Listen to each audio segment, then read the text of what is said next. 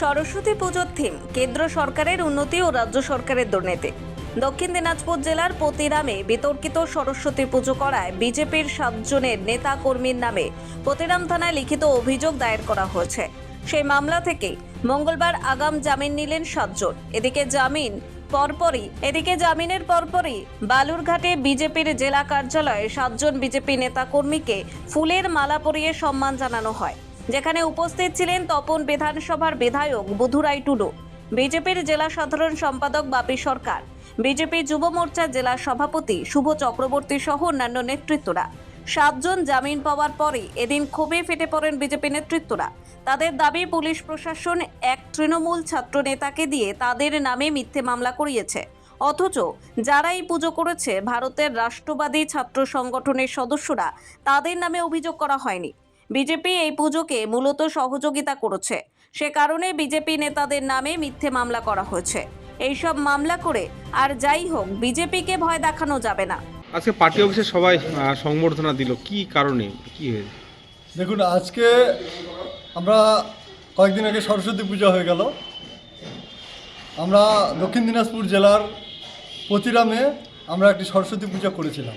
সার্বজনীন রাষ্ট্রবাদী কিছু ছাত্র সংগঠনের দ্বারাই এবং কিছু যুবক ছেলে মেয়ে তাদের সঙ্গে একত্রিত হয়ে আমরা একটা সরস্বতী পূজা করেছি। সেই সরস্বতী পূজায় আমরা পুলিশ পারমিশন থেকে শুরু করে সমস্ত কিছু মেনটেন করেছি।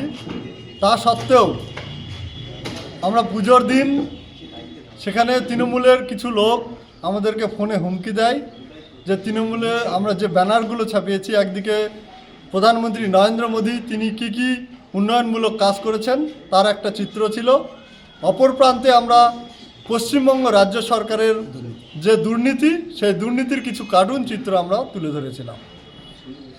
সেইখানে আমরা দেখি যে তৃণমূলের কিছু লোক আমাদেরকে এবং আমাদের কর্মীদেরকে বারবার ফোনে হুমকি দেয় যে সেই কার্টুন চিত্রগুলোকে খুলে ফেলতে হবে, এবং আমরা সেটা না করলে পুলিশকে দিয়ে তারা বারবার হুমকি দিতে থাকে।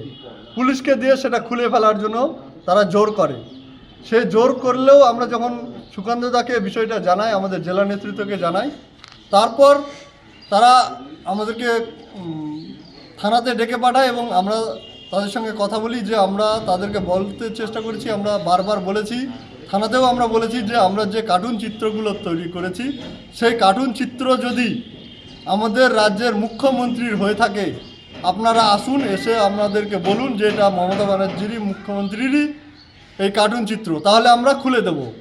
কিন্তু তৃণমূলের কোনো নেতা বা পুলিশের কেউ এসে সেটা বলতে পারেনি, প্রমাণ করতে পারেনি যে সেটা মাননীয় মমতা বন্দ্যোপাধ্যায়ের কার্টুন চিত্র। তারপর আমরা পুজো করে যাই, রাত্রিবেলা বারবার আমাদেরকে হুমকি দেওয়া হয়, আমাদের কর্মীদেরকে রাস্তায় আটকানোর চেষ্টা করেছে। এর আগেও অনেকবার আমাদের কর্মীদেরকে আটক করেছে এবং রাস্তায় মারধর করেছে। তো পুলিশ এখানে কোনো স্টেপ নেয়নি, বরঞ্চ উল্টো তৃণমূলের কিছু পতিরাম জামিনী মজুমদার কলেজের একজন ছাত্র, সে নাকি নিজেকে কলেজ ইউনিটের প্রেসিডেন্ট বলে দাবি করছে, সেই ছেলেটা আমাদের এই পুজোটা নিয়ে আমাদেরকে মামলা করেছে।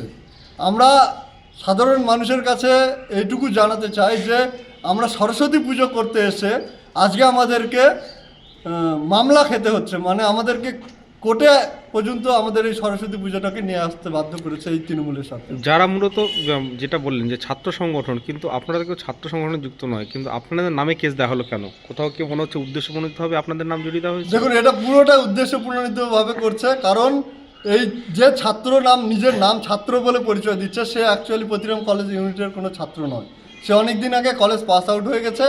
আমরা এই ছাত্রর বিরুদ্ধে পদক্ষেপ নেব আগামী দিনে, যে সেই ছেলেটা নিজেকে ছাত্র পরিষদের দাবি করেছে।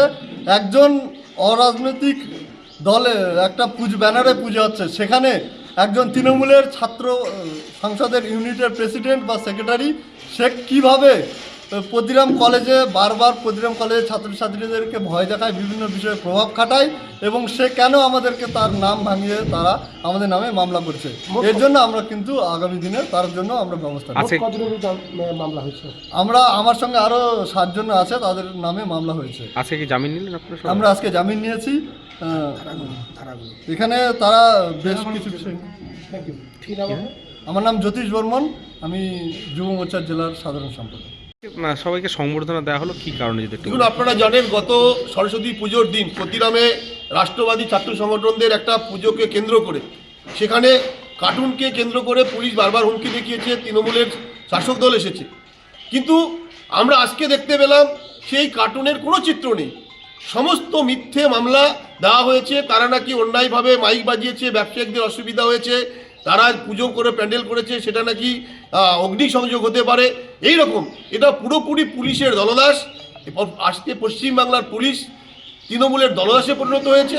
তারই ফলশ্রুতি আজকে আমরা দেখতে পেলাম প্রতিরামে যে আজকে আমাদের যারা পুরাতন ছাত্র এবিপি ছাত্র সংগঠনের নেতৃত্ব, তার সঙ্গে যারা বিজেপির যুব নেতা এবং লোকাল যারা নেতৃত্ব, তাদের নামে মিথ্যা মামলা দিয়েছে। এভাবে মামলা দিয়ে ভারতীয় জনতা পার্টিকে দমানো যাবে না। যত মামলা দেবে তত ভারতীয় জনতা পার্টির আরও মানুষের প্রতি সহানুভূতি বাড়বে। যারা ওই সরস্বতী পুজোর সময় যাদের নামে অভিযোগ দেওয়া হয়েছিল তারা আজকে জামিন নিলেন, কি বলবেন এই নিয়ে? দেখুন, আপনারা শুনলেন ক্ষতিরামে যে রাষ্ট্রবাদী যারা ছাত্র তারা সরস্বতী পুজো করেছেন এবং সেখানে পুলিশ যে ভূমিকা নিয়েছে সেটা অত্যন্ত দুঃখজনক। কারণ ওখানে আমি নিজে প্রেজেন্ট ছিলাম এবং দেখি মানে কিছু তৃণমূলের ঝান্ডা নিয়ে কিছু দুষ্কৃতী সেখানে প্লেন মাফিক তারা সেই প্যান্ডেলটাকে মানে ভেঙে দেওয়ার তাদের একটা চিন্তাভাবনা ছিল। জানি না কোনো কারণে তারা সেটা করতে পারেনি, কিন্তু আজকে যারা ছাত্র সমাজ যেখানে পুজো করছে সেখানে প্রতি বছর বিদ্যার দেবী তারা আনন্দের সহিত পূজা করবে, আর সেই জায়গায় এই পশ্চিমবাংলায় দাঁড়িয়ে আজকে যেভাবে তৃণমূলের যারা দুষ্কৃতীরা যে কাণ্ডটা ঘটিয়ে সেটা অত্যন্ত দুঃখজনক। কিন্তু তার সেই রকম আর এই তৃণমূলের দলদাস হয়ে আর তৃণমূলের অর্ডারে আজকে পুলিশ দেখুন কাদের নামে কেস দিয়েছে, যেখানে এরা কি ছাত্র, এরা সহযোগিতা করেছে ওখানে পুজোতে, কিন্তু ছাত্র কই, এখানে তো সব আজকে সেখানে সহযোগিতা করেছিল, কিন্তু তাদের নামে কেন কেস হবে? কিন্তু এখানে কোনো গণ্ডগোলের কিছুই ছিল না।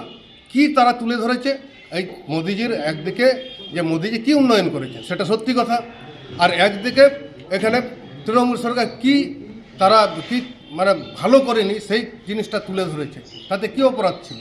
তাতে কি কেস? তাদের দেখা যাচ্ছে যে এদের কেস দিয়ে তাদেরকে মুখ বন্ধ করা বা তাদেরকে মানে বসিয়ে রাখার একটা তাদের যে চিন্তাভাবনা।